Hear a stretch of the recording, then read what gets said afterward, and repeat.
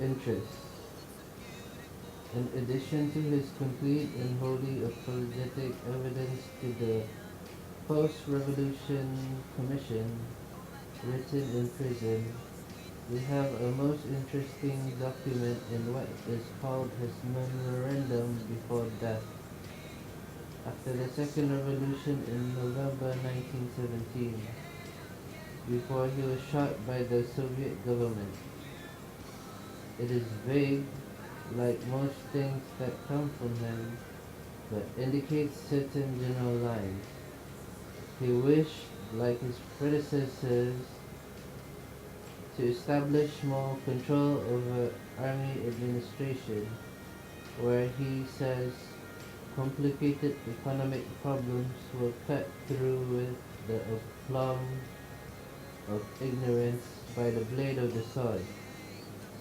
And he, like Nicholas, wished to establish political inspection in the army, a task which it was thought at the time might be entrusted to Beletsky.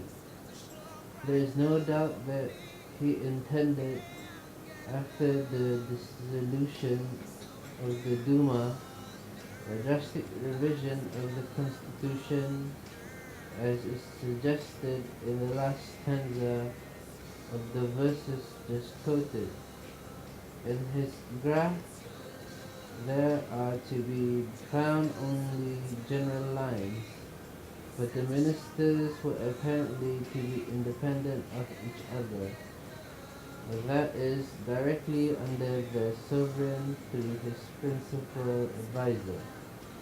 He intended to suppress the public organizations, especially Zemgov and the war industry committees, to win back the support of the industrial world, which he knew better than anything else to rule through local committees, to alleviate the lot of the Jews, to institute an elective clergy with regular salaries, in place of the existing dependence on fees from their parishioners, and to distribute land to the peasants.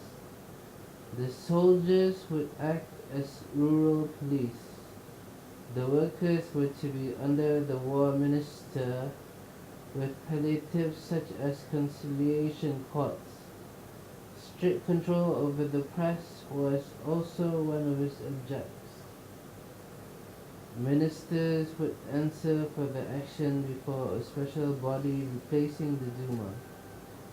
As to foreign policy, he has made his ideas perfectly clear. He would demand of the Allies the conclusion of peace, giving notice that if this were not done in 6 months, Russia would come out of the war.